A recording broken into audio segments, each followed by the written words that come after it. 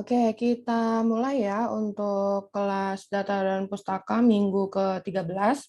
Untuk minggu ke-13, sesuai dengan yang sudah tampil di layar Zoom, tentang ekstraksi artikel ilmiah dan telaah literatur sederhana atau mini literatur review.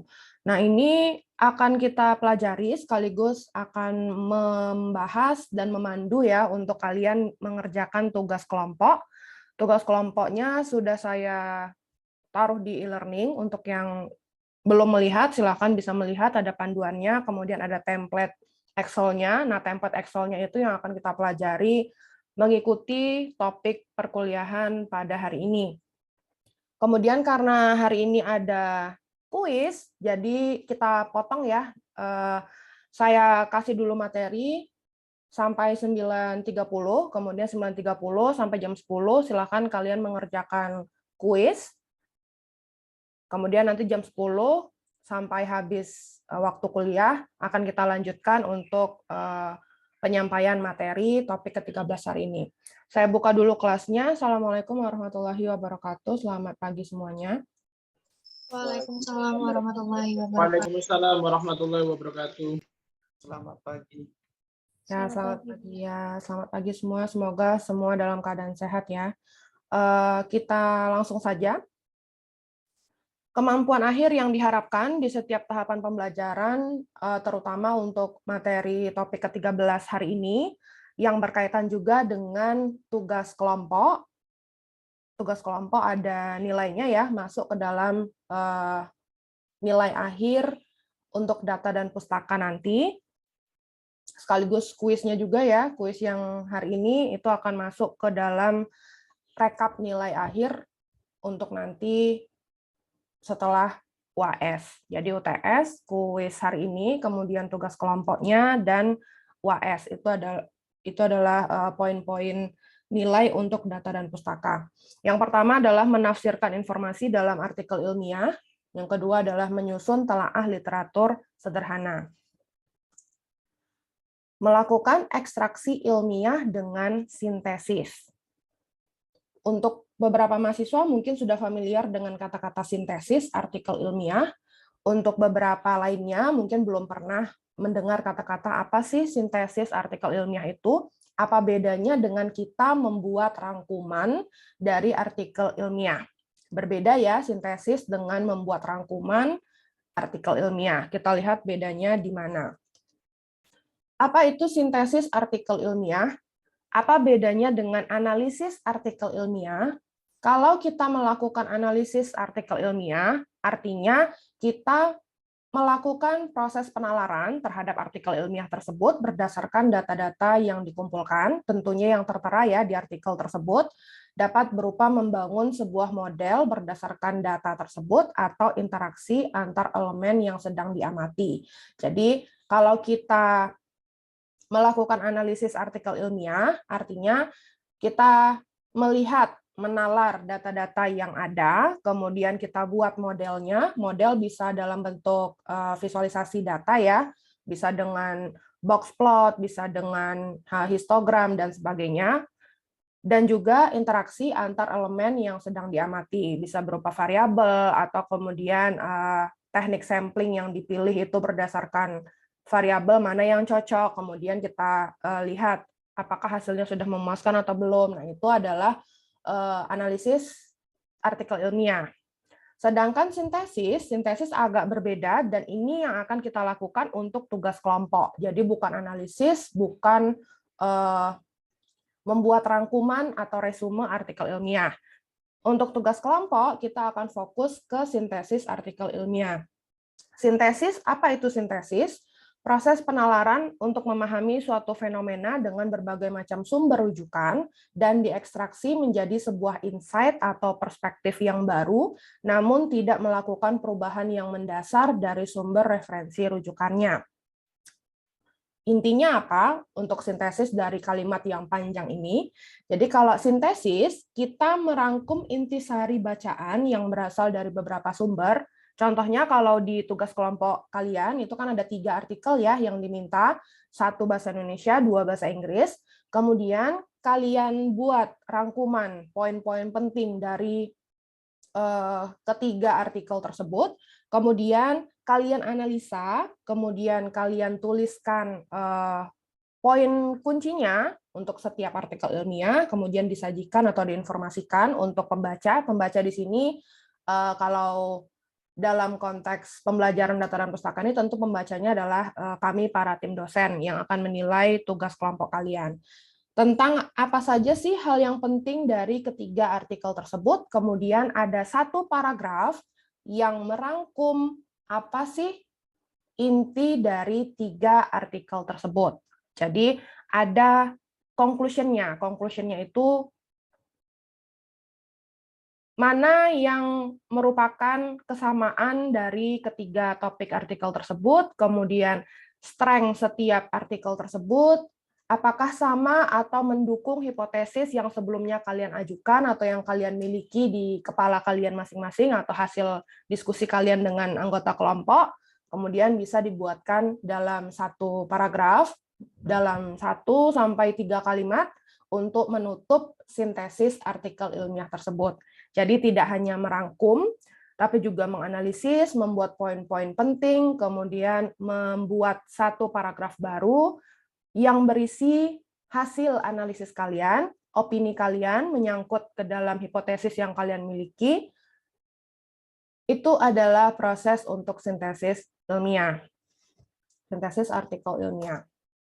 Nah, jadi seperti ini alurnya untuk sintesis artikel ilmiah. Ketika kita mencari area kajian dan sumber referensi untuk karya tulis, di mana kita akan melakukan pemilihan artikel mana yang setuju dan tidak setuju, maka kita melakukan sintesis. Nah, di sini maksudnya artikel mana yang setuju atau tidak setuju ini artinya adalah kalian punya satu topik yang kalian pilih, misalkan COVID-19 atau tentang kesehatan atau tentang teknologi.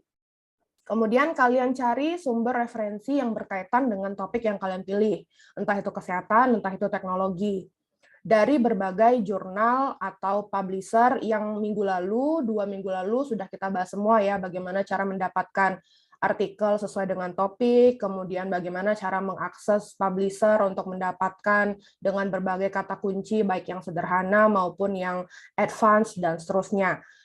Kemudian kita pasti punya pemikiran dulu terhadap topik yang ingin kita angkat. Misalnya COVID-19 itu apakah bisa disebabkan atau kita analisa dari batuk atau hanya bisa dari suhu atau ciri-ciri demam, influenza dan sebagainya. Nah, kalian kan punya hipotesis dulu. Maksudnya hipotesis itu kan pemikiran kalian tentang topik tersebut itu apa. Kemudian kalian cari artikel ilmiahnya, artikel ilmiah yang sesuai dengan topik yang kalian angkat. Kemudian kalian pisahkan. Yang satu ada penelitian untuk COVID-19 tadi, misalkan ada penelitian yang mengatakan bisa dilacak atau diketahui dari batuk. Ada penelitian lain yang menjelaskan bisa dideteksi dengan suhu dan seterusnya. Itu yang disebut dengan artikel mana yang setuju atau tidak setuju. Jadi ada dua ranah artikel ketika kita melakukan sintesis yang nantinya akan kita lakukan perbandingan atau komparasi, kemudian kita lihat artikelnya itu bagaimana kontennya dan seterusnya. Nah, nanti artikel tersebut, artikel-artikel baik yang setuju maupun yang tidak setuju tersebut, kita pindahkan ke dalam template Excel yang sudah ada di e-learning ya, itu adalah template basic untuk melakukan sintesis. Dan kemudian kalian buatkan dalam Word, boleh dalam Word ya, nanti setelah Excel-nya diisi dalam Word, kemudian kalian buatkan menjadi 3-4 paragraf hasil sintesis yang kalian lakukan terhadap 3 artikel ilmiah tersebut. Kira-kira begitu prosesnya. Makanya di sini ada topik artikel, kemudian argumen pro, argumen kontra, kemudian sintesis. Sintesis artinya memberikan wawasan dan kesimpulan baru, ada diskusi atau telaah tentang 2 pendapat yang bertolak belakang, hasil dari referensi yang kalian miliki atau yang kalian gunakan, atau bisa juga yang menguatkan atau memberatkan, yang mendukung hipotesis kalian boleh dirangkum, dan seterusnya. Di sini perhatikan bahwa mensintesis tidak sama dengan meringkas, tadi juga sudah saya sampaikan. Melakukan sintesis bukan membuat rangkuman, bukan hanya sekedar membuat rangkuman dari artikel-artikel yang kalian pilih, tapi kalian pelajari artikelnya, kemudian kalian buat kesimpulan baru dari artikel-artikel tersebut. Seperti ini ya alurnya. Ringkasan menyatakan kembali informasi dalam satu atau lebih sumber tanpa memberikan wawasan baru atau mencapai kesimpulan baru. Tahu sendiri ya, artikel sama seperti waktu SMA mungkin dulu pernah disuruh buat resensi novel atau resensi buku fiksi dan non-fiksi. Nah, itu adalah merangkum, membuat ringkasan.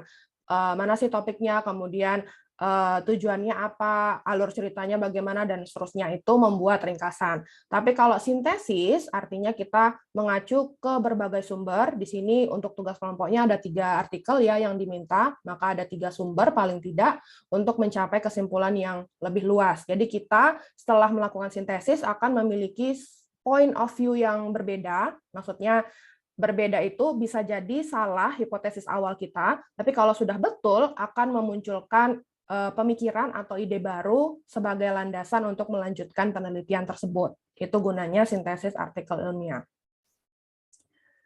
Jenis sintesis ada 2. Yang pertama adalah sintesis deskriptif. Deskriptif pasti penjelasan ya dalam bahasa Indonesianya. Sintesis yang memberikan penjelasan untuk menyatukan sumber-sumber ilmiah untuk menjelaskan perspektif dan alasan di baliknya.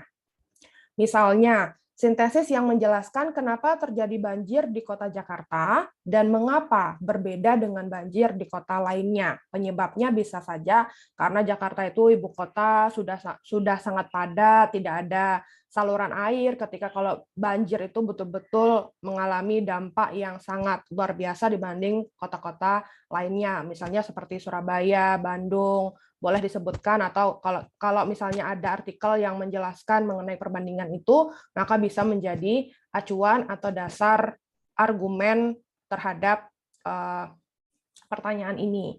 Ini adalah sintesis deskriptif.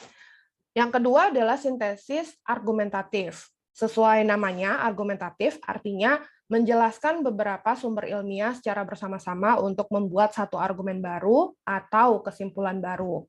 Contohnya, sintesis yang memberikan bagaimana penyebaran COVID-19 melalui droplet atau airborne, kemudian terdapat kesimpulan baru bahwa partikel droplet tersebut ternyata dapat menjadi lebih kecil dan bertahan lebih lama di udara atau airborne dengan kondisi tertentu. Jadi jelas ya bedanya untuk yang deskriptif dengan argumentatif. Kalau deskriptif menjelaskan dari berbagai sumber untuk mendapatkan pandangan atau perspektif dan alasan di balik hal itu terjadi. Sedangkan untuk argumentatif, kita menjelaskan dari berbagai sumber ilmiah, kemudian kita ambil satu kesimpulan, itu hasil pemikiran kita ya, hasil analisis kita, tapi tidak mengubah hasil dari artikel ilmiah yang menjadi rujukan tersebut. Berbeda ya, jadi tugas kita itu hanya mengambil kesimpulan atau argumen baru dari beberapa artikel ilmiah yang kita baca atau yang kita analisis sebelumnya. Kalau kita mengubah, itu bukan lagi sintesis. Jadi sintesis itu hanya membuat kesimpulan baru berdasarkan beberapa acuan. Kalau sudah merubah atau membuat opini baru, itu bukan lagi sintesis, tapi sudah melakukan modifikasi terhadap apa yang dibaca. Jadi sudah berbeda ya di sini konteksnya. Jadi betul-betul harus berdasarkan apa yang sudah dibaca. Istilahnya seperti menggabungkan beberapa artikel tersebut, kekuatannya bagaimana, kemudian kalian buat menjadi satu kalimat, atau kalau mau menjelaskan kekurangan dari setiap artikel juga boleh dengan mengambil garis besarnya, kemudian dituangkan ke dalam satu kalimat. Kira-kira begitu, membuat kesimpulan atau argumentasi barunya. Cara melakukan pengelompokan sumber ilmiah untuk sintesis, yang pertama, agar berhasil mensintesis sumber ilmiah, kita dapat mulai dengan mengelompokkan sumber menurut topik dan mencari hubungan antar artikel yang satu dengan artikel yang lainnya. Ini berhubungan juga dengan pertemuan kita minggu lalu, 2 minggu sebelumnya. Artinya kalau kita mau membuat sintesis artikel ilmiah, kita bisa mengelompokkan sumber tersebut berdasarkan topik. Jadi kita juga mencari artikel tersebut dari publisher atau bank-bank jurnal yang ada berdasarkan topik yang ingin kita lakukan sintesis. Yang kedua, sejak awal kita sudah harus menentukan premis dan mempunyai pendapat atau argumentasi dan gagasan. Nah, di sini maksudnya ketika kalian punya topik yang ingin dibahas atau disintesis atau nanti ini kan sebenarnya tolak ukur untuk nanti ketika kita ingin melakukan penelitian. Jadi ujung-ujungnya adalah ketika kita melakukan sintesis, itu kita ingin memiliki ide baru untuk sebuah penelitian. Tapi di sini konteksnya untuk data dan pustaka ini kan tugas seperti itu ya. Tugas itu diawali dengan mencari artikel ilmiah pada sumber-sumber atau referensi-referensi seperti publisher, e-book, dan sebagainya. Apa kita harus menentukan premis dan mempunyai pendapat atau argumentasi. Nah, di sini maksudnya apa? Ketika kita memiliki hipotesis terhadap suatu topik atau suatu permasalahan, suatu tema, itulah yang mendasari kita ingin melakukan penelitian tersebut. Nah, misalkan sekarang kita punya pandangan, oh, kalau misalnya ini kita buatkan menjadi sesuatu yang otomatis akan memudahkan penggunanya. Itu misalkan keinginan kita. Kemudian kita beri lagi ide yang tepat, mungkin pengembangan teknologi yang seperti ini, misalnya seperti itu. Nah, kemudian makin lama kan makin mengerucut. Kemudian timbul hipotesis. Timbul pendapat, timbul argumentasi yang kalian miliki. Kalau kalian berdiskusi dengan kelompok, berarti yang kelompok kalian miliki. Kemudian, mencari literatur selanjutnya. Setelah punya hipotesis, argumen, pendapat, mencari topik yang sesuai dengan ide yang kalian miliki atau hipotesis yang kalian miliki. Nah, di sini maksudnya untuk nomor 2 itu seperti itu. Jadi sebetulnya untuk sintesis artikel ilmiah ini akan memancing ide atau inovasi penelitian berikutnya. Tapi kalau untuk skupnya mahasiswa data dan pustaka itu berbeda ya. Jadi kita itu seolah-olah mencari artikel ilmiah, kemudian kita melakukan sintesis, kemudian sudah selesai. Padahal sebetulnya endingnya sintesis itu tidak hanya mengumpulkan rangkuman sintesis itu dalam satu PDF, tapi adalah pijakan untuk kita melakukan penelitian berikutnya. Itulah endingnya. Nah, penelitian yang dilakukan hasil dari sintesis ini, kita throwback ke pertemuan pertama sampai pertemuan sebelum UTS, di mana ada menghitung data, variabel, dan sebagainya. Kira-kira begitu ya alurnya. Misalnya, jika kita memiliki pendapat pro dan kontra untuk mendorong makan dengan gizi sehat dan seimbang pada anak. Di sini kita harapkan memisahkan sumber artikel untuk menemukan mana yang pendapat ilmiah yang setuju satu sama lain dan mana yang tidak setuju. Dari pendapat atau argumen mendorong makan dengan gizi sehat dan seimbang pada anak-anak. Kita cari artikelnya, kemudian kita pisahkan mana artikel yang mendukung atau pro terhadap pendapat tersebut, mana artikel yang kurang setuju, karena mungkin anak-anak itu masanya bebas untuk mengeksplorasi apapun yang dia mau selama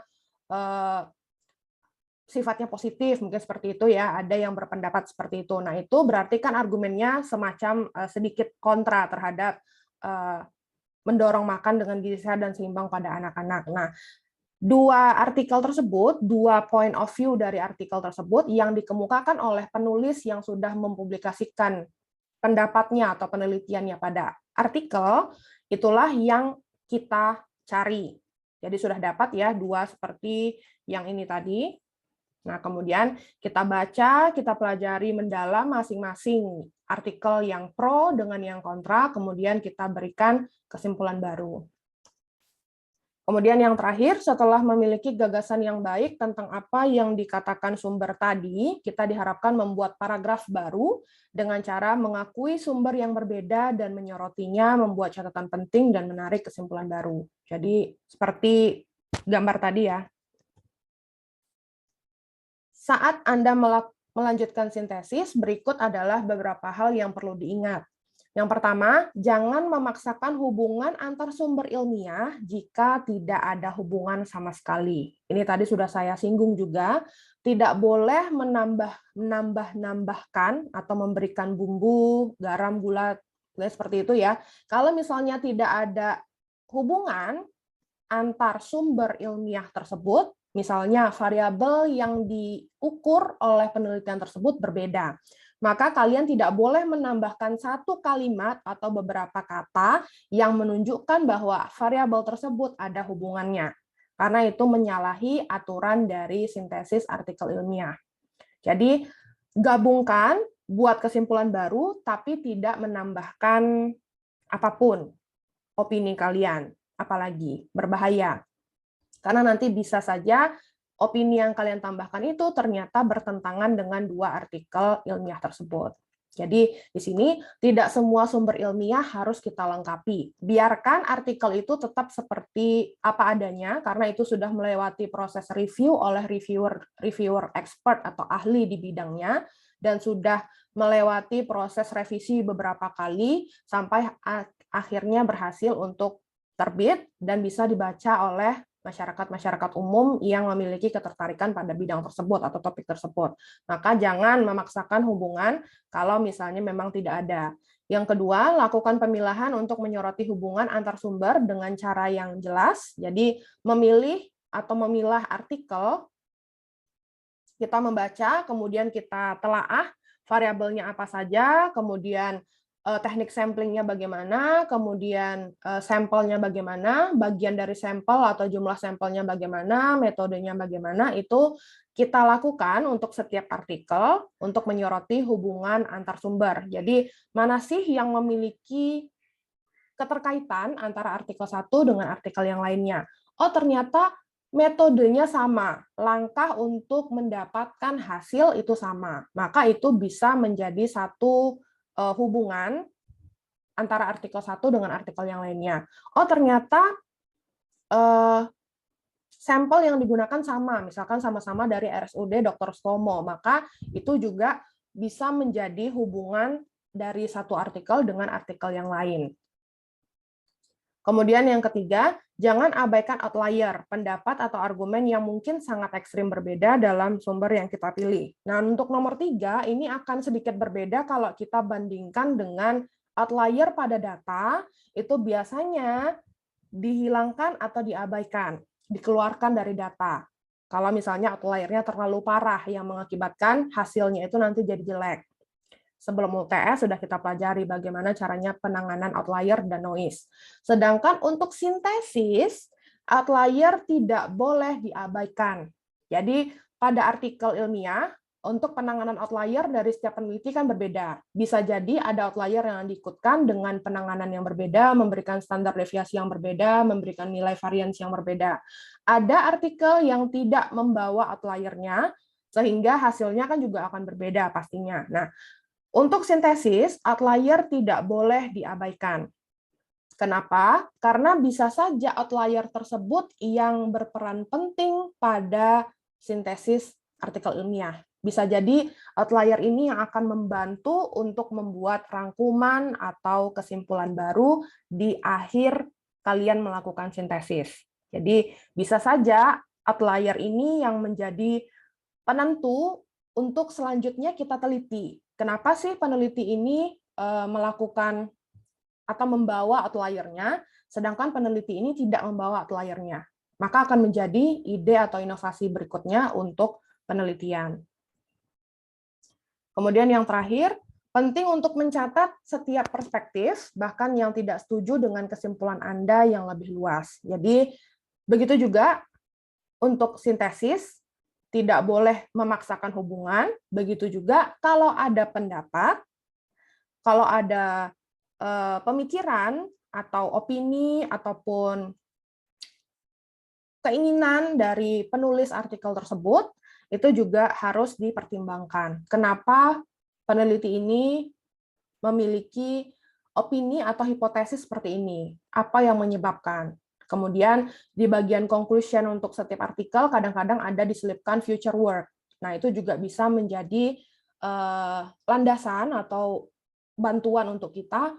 Oh, ternyata setelah selesai membuat penelitian ini, penulisnya ingin menentukan atau melanjutkan dari segi penambahan variabel, entah pengubahan sampel, teknik sampling, dan sebagainya.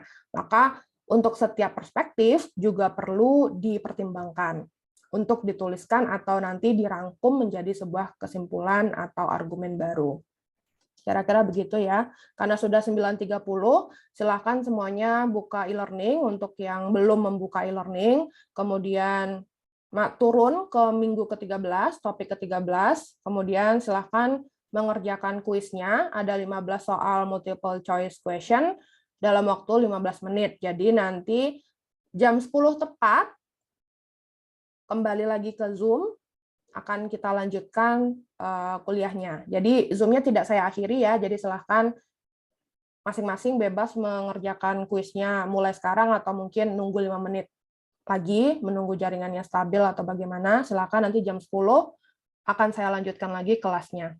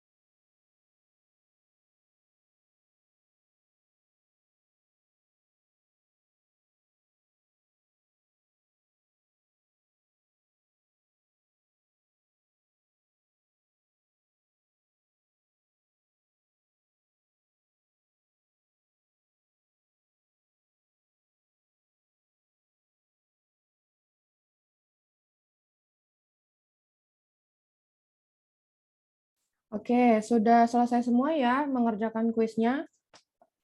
Kita lanjutkan kembali. Sebelum saya lanjutkan, untuk yang mungkin hari ini tidak hadir, teman sefakultasnya atau seprodinya, mau info tentang kuis susulan, ditunggu saja ya, karena dari tim pengampu data dan pustaka belum ada kesepakatan kapan kuis susulan atau yang tidak bisa mengikuti karena sakit dan sebagainya, belum ada info. Jadi ditunggu saja, nanti akan diupdate informasinya. Oke, untuk selanjutnya kita bahas tentang contoh sintesis. Bisa dilihat di contoh pertama, ini adalah contoh sintesis yang tidak tepat. Kenapa tidak tepat? Silahkan dibaca narasinya. Orang tua selalu berusaha sampai kepada anak-anak tentang pola makan yang sehat. Nah, untuk contoh satu ini, kenapa sintesisnya tidak tepat? Karena awal paragraf dimulai dengan suatu ide. Orang tua selalu berusaha mencari cara untuk mendorong pola makan sehat pada anak-anak mereka. Kemudian secara drastis bergeser ke yang lain. Daripada membandingkan sumbernya, penulis atau pembuat sintesis ini hanya menjelaskan isinya saja.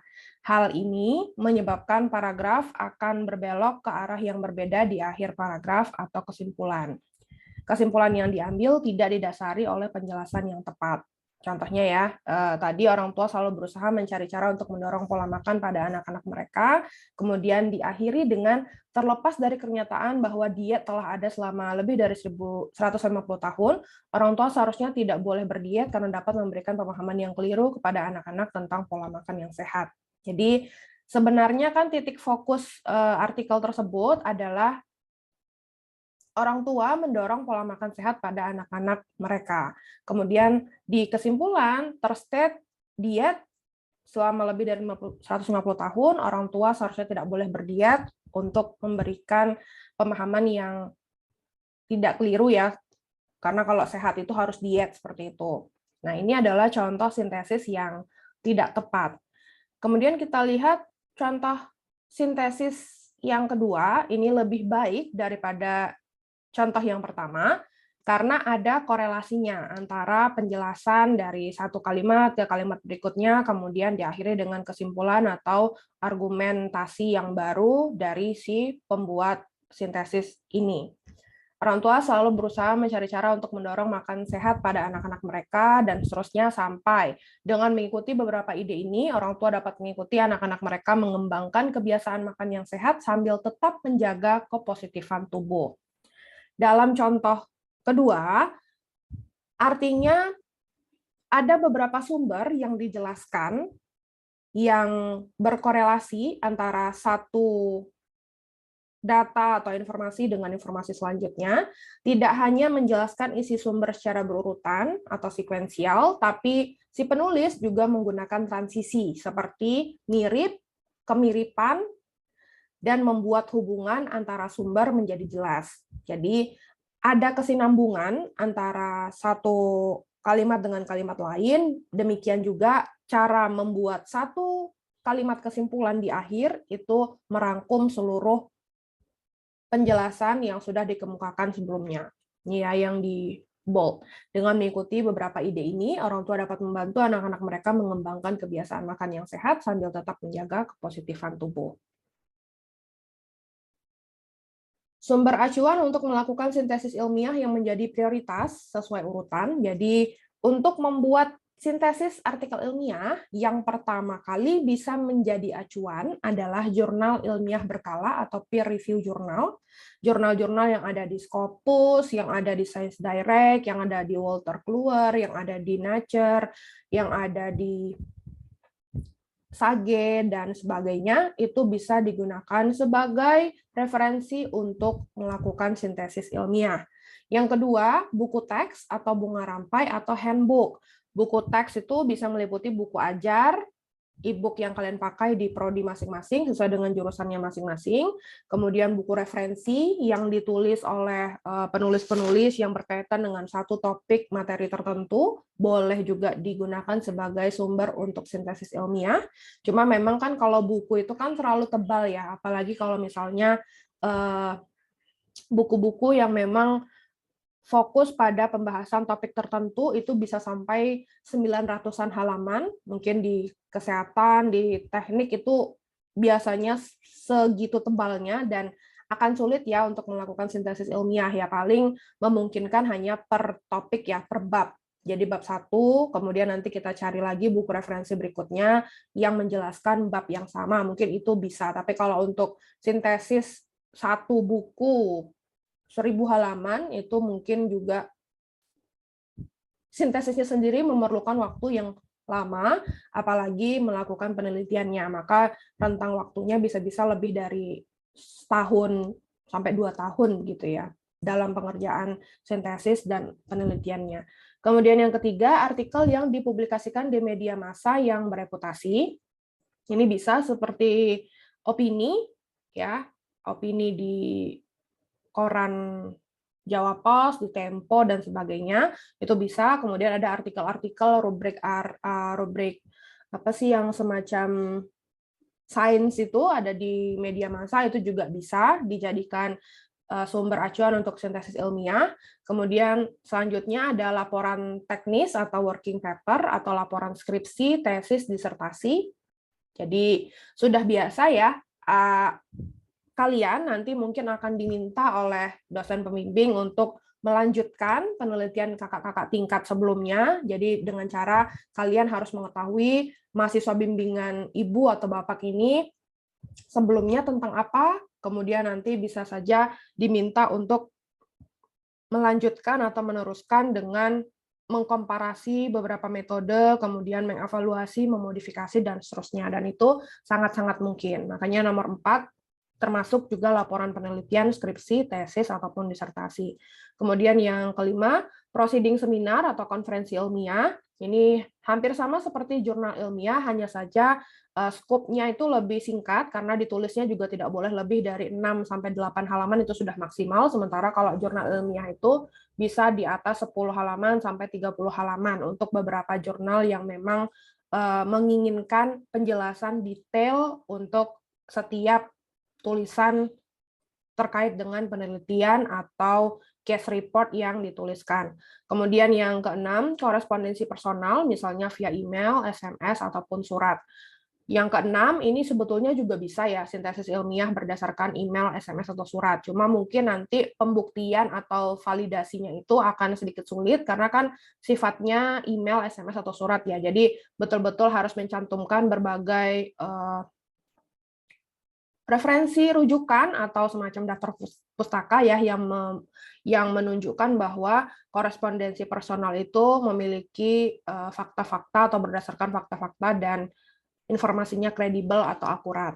Makanya untuk topik atau tugas kelompok data dan pustaka kita menggunakan acuan yang pertama ya, jurnal ilmiah berkala. Jadi yang diambil atau yang kalian cari adalah jurnal, bukan buku teks, bukan proceeding, bukan korespondensi, bukan buku TA-nya kakak-kakak tingkat kalian, tapi jurnal ilmiah berkala dari berbagai penerbit atau publisher yang minggu lalu, 2 minggu lalu sudah dibahas seluruhnya, bagaimana caranya mendapatkan jurnal ilmiah.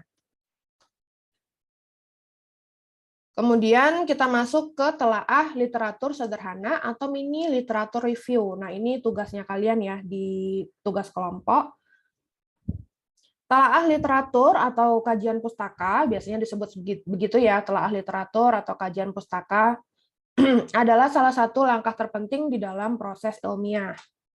Tujuan utama dari telaah literatur atau tinjauan pustaka adalah untuk menyampaikan tentang pengetahuan dan ide-ide yang telah ditetapkan pada topik penelitian tertentu.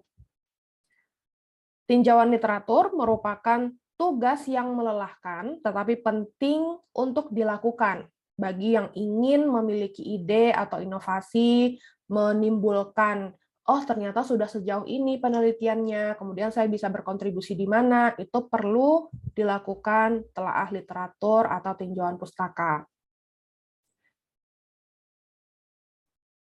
Karena seperti biasa ya, setiap peneliti, tidak hanya peneliti, mahasiswa yang ada, tidak hanya di Indonesia, di seluruh dunia, itu kan melakukan penelitian, melakukan uji coba, dan sebagainya.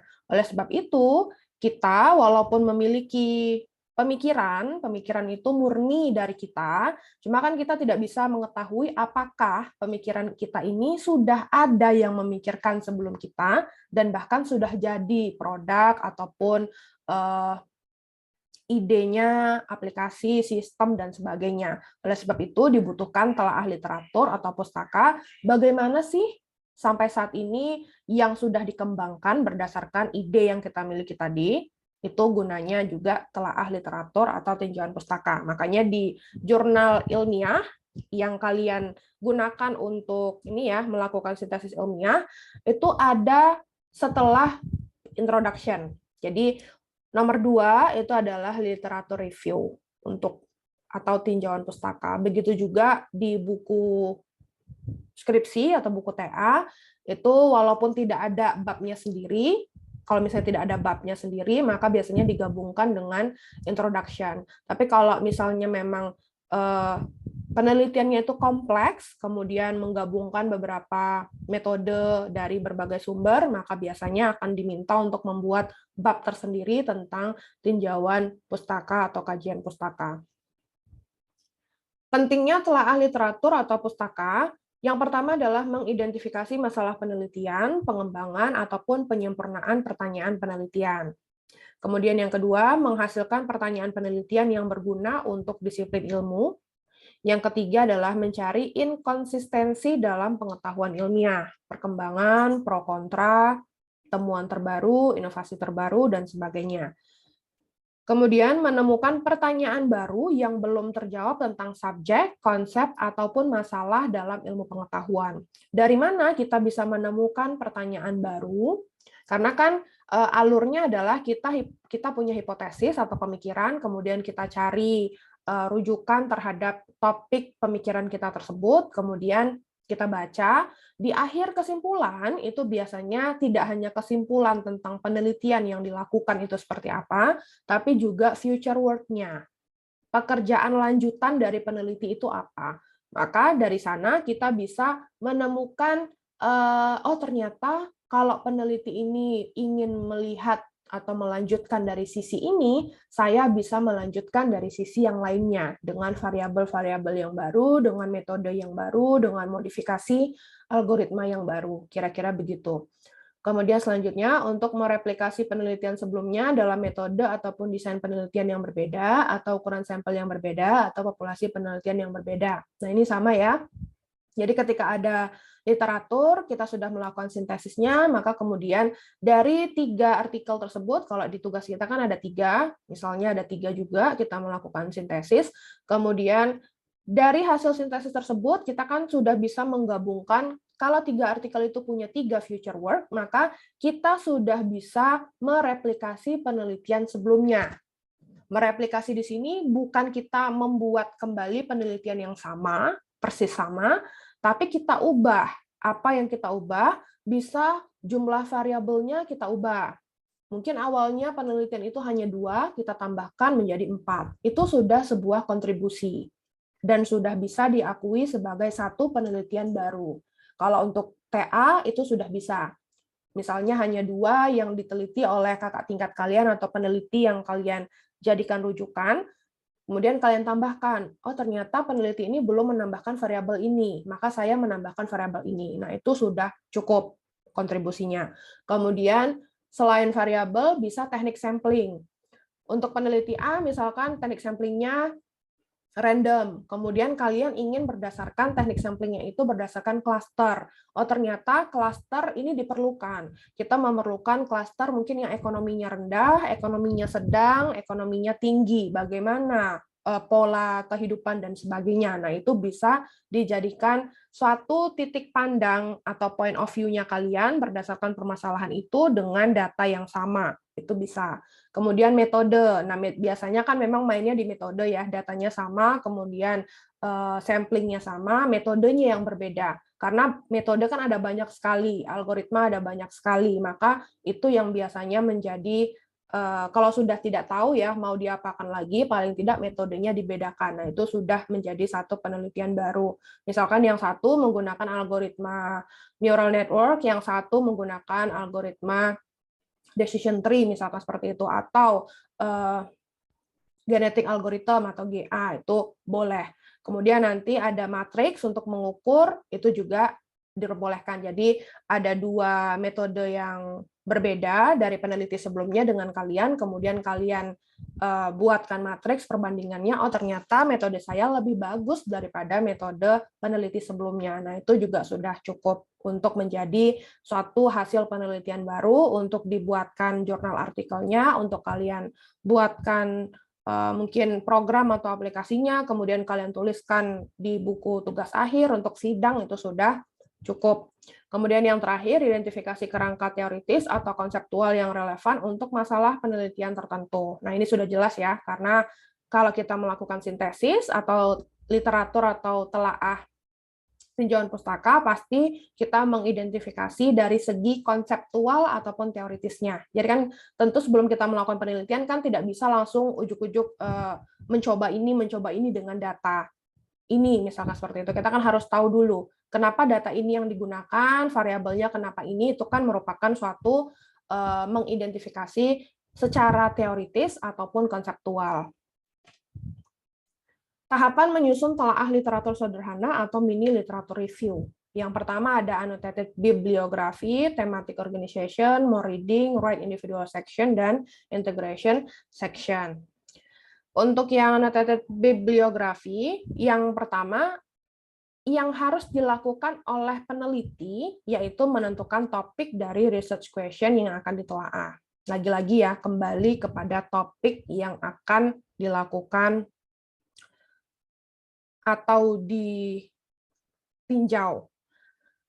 Kemudian peneliti mulai mencari berbagai sumber referensi dan membaca berbagai macam sumber referensi rujukan tersebut yang relate dengan topik yang telah ditentukan dan menuliskan ringkasan atau catatan ataupun ekstraksi dari hasil yang dibaca.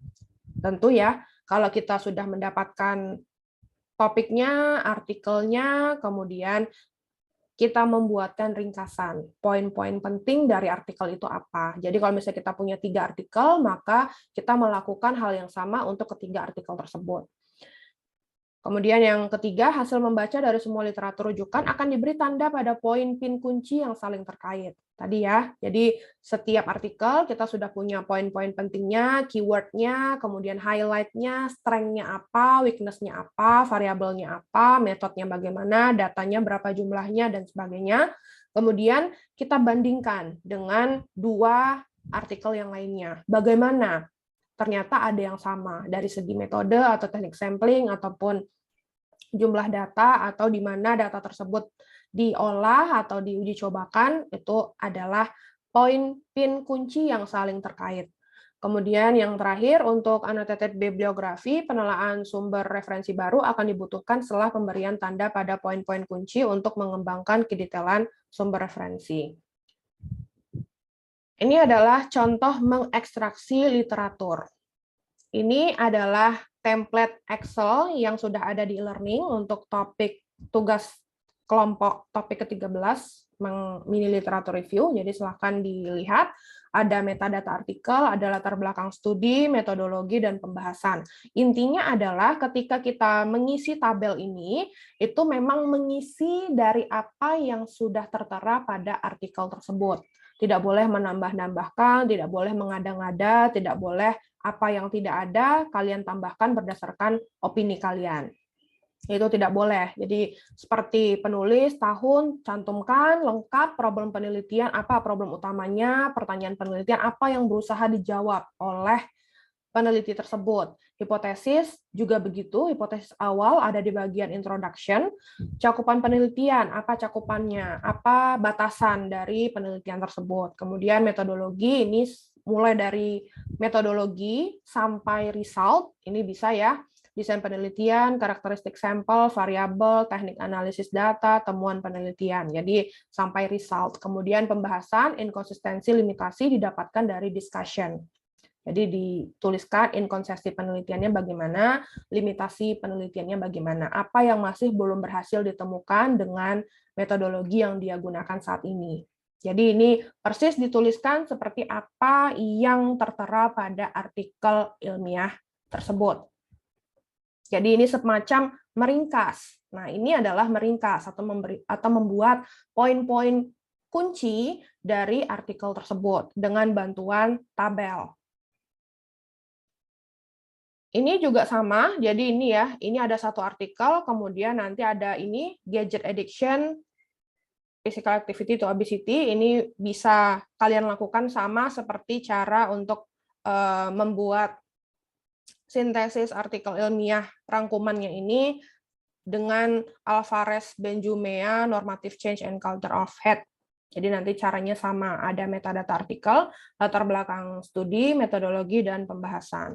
Kemudian selanjutnya thematic organization. Pada tahap thematic organization ini, peneliti mengorganisasikan poin atau tema kunci yang telah dilakukan pada tahap sebelumnya. Karena tadi sebelumnya yang annotated bibliografi kan kita sudah dapat tuh apa saja poin atau tema kunci yang kita butuhkan berdasarkan artikel tersebut. Peneliti mengorganisasikannya ke dalam tema yang saling berelasi, subtema atau subkategori. Misalnya dikelompokkan menurut ruang lingkup populasi penelitian yang sama. Populasi sampelnya sama, dapat dikelompokkan. Kemudian studi desain yang sama, jadi dia mendesain penelitiannya itu mirip dengan satu artikel dengan artikel yang lainnya, maka itu menjadi organisasi yang sama. Kemudian variabel yang diteliti sama atau yang lainnya. Peneliti menyusun koherensi antar tema atau literatur menjadi lebih spesifik dan mempunyai kedekatan kesimpulan penelitian. Kenapa kita berusaha untuk mencari yang saling berelasi menjadi satu kategori atau subtema untuk membuat kesimpulan? Kan kalau kita punya hal-hal yang sama, kan akan mudah membuat kesimpulannya. Makanya untuk sintesis akan arahnya itu ke satu paragraf terakhir di mana berisi argumen atau kesimpulan baru. Kemudian more reading artinya membaca lagi dan lagi. Jadi setelah proses pengorganisasian tema selesai, maka peneliti akan mencari literatur lain yang lebih spesifik. Gunanya apa? Untuk saling melengkapi atau mengisi informasi-informasi yang kurang yang dibutuhkan terhadap topik yang diangkat tersebut. Atau dalam proses pengelompokan ditemukan referensi yang kurang relevan sehingga di-exclude dari list. Jadi tadi kita sudah mendapatkan artikel yang pro, artikel yang kontra. Ternyata tidak nyambung, misalkan dari segi variabel atau bagaimana peneliti tersebut melakukan penelitiannya antara artikel dengan yang kita harapkan. Maka artikel tersebut bisa kita exclude, bisa kita tidak jadi dipakai deh artikel ini, kemudian saya cari lagi. Itu boleh. Jadi tidak plek ketika ini sudah artikelnya saya ada 5 yang pro, 5 yang kontra. Kemudian yang kontra ternyata cuma 3 yang betul, sedangkan yang pro tetap 5. Nah, terjadinya ketidakseimbangan antara pro dan kontra akan menyebabkan kesulitan karena tidak jumlahnya itu tidak sama ya antara pro dengan kontra. Karena kan kita butuh melihat kenapa sih peneliti ini kontra, kenapa sih peneliti ini pro. Jadi untuk yang 2 artikel yang tidak sesuai di kontra tadi, itu bisa kita cari dari jurnal atau publisher jurnal yang lain, agar tetap sama nanti jumlahnya 5 dan 5 antara pro dengan kontranya. Kemudian hasil dari penelusuran kembali akan dilakukan pengelompokan ulang. Jadi kembali lagi pada tahap organization sebelumnya. Kemudian, write individual section. Pada tahap ini, peneliti mulai menulis hasil telaah pengelompokan yang sudah dilakukan dengan melakukan sintesa dari integrasi berbagai literatur tersebut. Pada tahap ini, harus sudah dipastikan bahwa organisasi referensi yang telah dilakukan setiap artikel memiliki saling relate satu sama lain, dan antar tema mempunyai koherensi.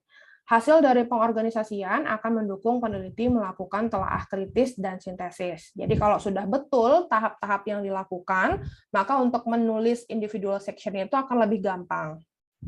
Kalau sudah terkategori, terorganisasi antara satu topik, antara satu variabel, metode, dan sebagainya, maka akan mudah untuk menuliskan setiap section-nya.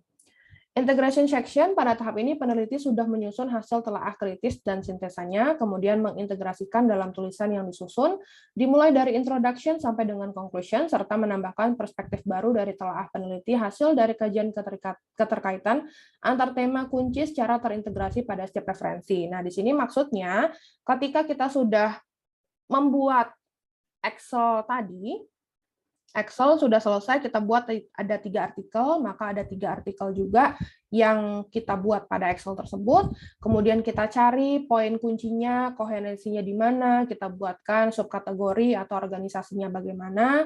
Kemudian more reading, kalau butuh tambahan lagi. Kalau tidak, maka more reading-nya bisa di skip ya, maksudnya tidak ada lagi perubahan dari artikel yang kita jadikan rujukan. Kemudian kita buat individual section-nya, kemudian integration section. Nah, integration section ini adalah proses mengintegrasikan dari ketiga artikel tadi untuk menjadi satu mini literatur review atau satu telaah review. Kalau kita sebutkan dalam bentuk format jurnal, ada yang namanya jurnal review jurnal, yang isinya adalah merangkum seluruh topik yang sama, kemudian dipublikasikan apa poin kunci dari perbedaan setiap topik ataupun kekuatan ataupun yang bisa diambil dari topik tersebut. Nah, itu sama. Integration section itu akan memunculkan semua hal yang sudah kita rangkum, kita analisis dari artikel tersebut untuk menjadi satu kesatuan. Tahapan menulis telaah literatur, ada yang pertama writing introduction, kemudian dilanjutkan dengan body, dan diakhiri dengan conclusion. Seperti apa hasilnya? Nanti akan saya lihatkan ya, di PPT ini ada contohnya, manakah hasil akhir dari mini literatur review atau literatur review ya.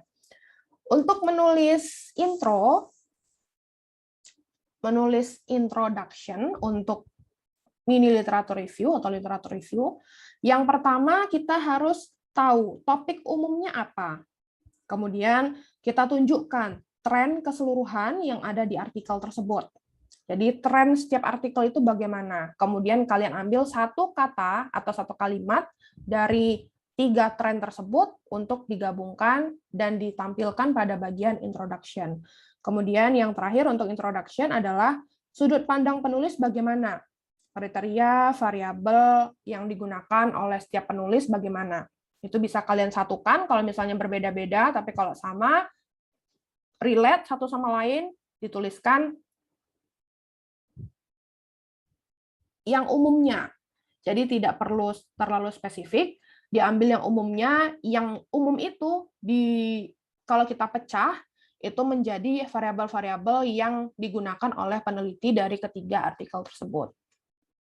Kemudian untuk writing body ada methods, extraction atau sintesis, sama result. Untuk body, poin intinya yang ditulis di body adalah mengelompokkan studi penelitian, hasilnya ya, karena di sini adalah metode, hasil juga. Kemudian ringkas artikel sesuai dengan kepentingan yang tertera, mana sih yang signifikan di dalam artikel tersebut, itu dituliskan di body. Kemudian ada kalimat kuat atau sebagai highlight ya di awal, kemudian di ending kalimat itu diulangi kembali untuk mendukung kalimat awal yang kita state sebelumnya. Jadi semacam kayak tadi nutrisi anak-anak, pola makan anak-anak, orang tua, kemudian di akhir dicantumkan kembali memang pada saat ini kondisi pola makan anak-anak dan seterusnya, tapi tetap dalam konteks yang positif, memperhatikan kepositifan tubuh seperti itu dan sebagainya untuk skop-skop yang lain. Kemudian untuk bagian conclusion atau kesimpulan, meringkas kontribusi yang utama dari studi tersebut. Jadi kan memang dalam penelitian kadang-kadang ada beberapa kontribusi ya, tidak hanya satu, walaupun sebetulnya yang diminta cukup satu asal signifikan seperti itu. Nah, untuk conclusion di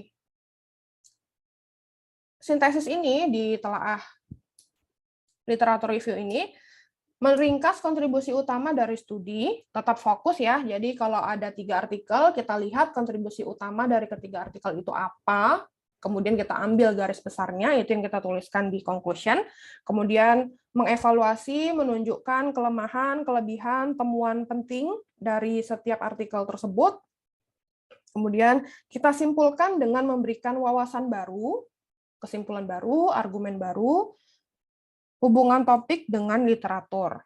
Jadi endingnya, jadi di conclusion lah tempat kalian menuliskan kesimpulan atau argumen baru hubungan topik dengan literatur yang kalian pilih.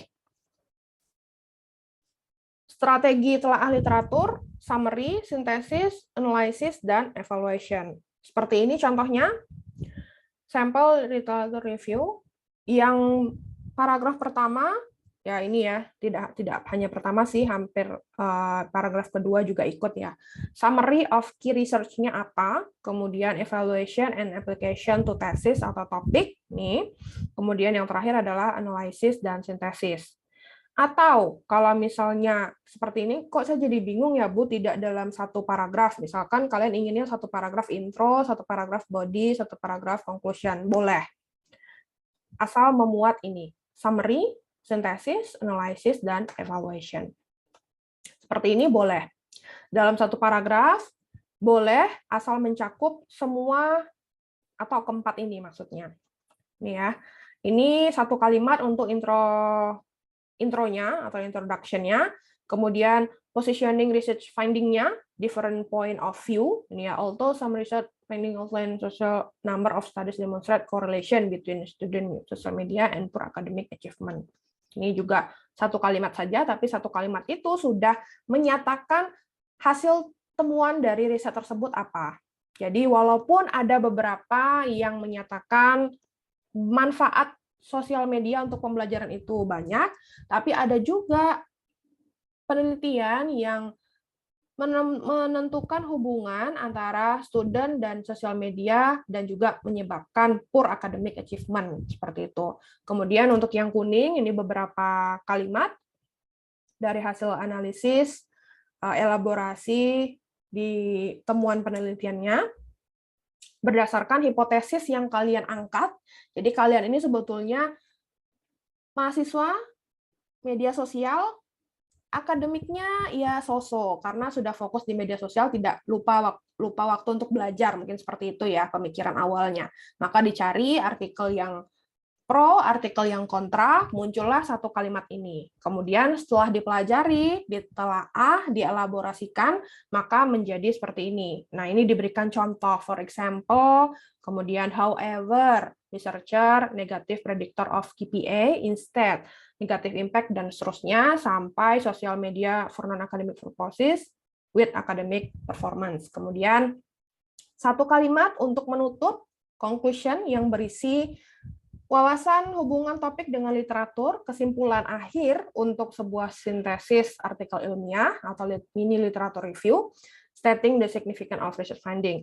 These recent studies have begun to provide insight into how social media use may negatively affect the academic performance of tertiary student. Jadi ini adalah kesimpulan yang diambil oleh penulisnya berdasarkan apa yang dia baca dari referensi-referensi yang dia dapatkan untuk topik tersebut.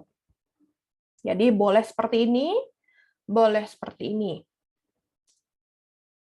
Kemudian karakteristik atau ciri-ciri tinjauan pustaka yang efektif. Yang pertama adalah menguraikan tren penelitian yang penting. Jadi apa sih tren penelitian yang saat ini sedang menjadi perhatian atau yang penting? Kemudian yang kedua, menilai kekuatan dan juga kelemahan penelitian yang ada, bisa melalui tadi ya artikel pro kontra, artikel do, don't, dan sebagainya. Yang ketiga, mengidentifikasi potensi kesenjangan ataupun gap dalam pengetahuan. Ya, kan terlihat ya kalau kita sudah membaca itu pasti tahu. Gap-nya itu ada di mana? Kesenjangan antara penelitian yang satu dengan penelitian yang lain itu di mana? Kemudian kita bisa simpulkan berdasarkan hipotesis yang kita ajukan sebelumnya. Kemudian yang keempat, menetapkan kebutuhan untuk proyek penelitian saat ini dan atau masa depan. Itu lanjutannya ya, jadi setelah nanti selesai melakukan literatur review, maka itu sudah sangat gampang sekali ketika kita ingin melanjutkan penelitian tersebut atau memiliki ide baru untuk hasil yang sudah ditemukan oleh peneliti-peneliti sebelumnya, baik dieksekusinya tahun ini misalkan, atau masih tahun depan, atau masa depan, seperti itu ya. Sama seperti future work tadi.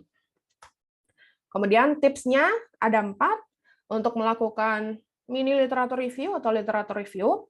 Hal terpenting dalam membuat literatur review adalah membandingkan antara konsep, teori, dan hipotesis dengan literatur yang ada. Literatur di sini adalah artikel ilmiah yang menjadi rujukan kalian.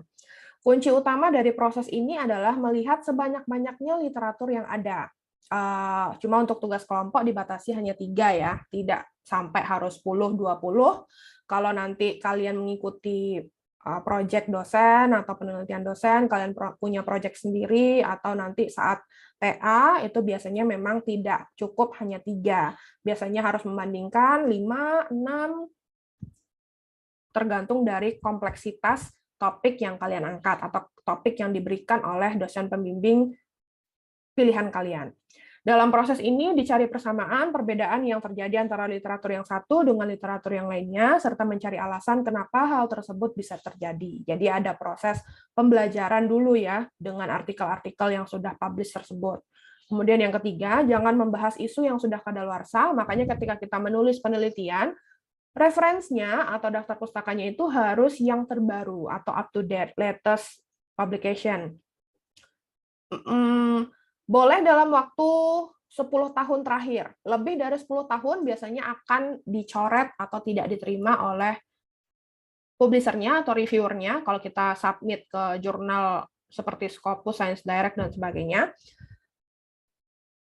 Kemudian yang terakhir, tipsnya sumber-sumber rujukan, buku, jurnal, majalah yang diacu hendaknya relevan dan terbaru, serta sesuai dengan yang terdapat dalam pustaka acuan.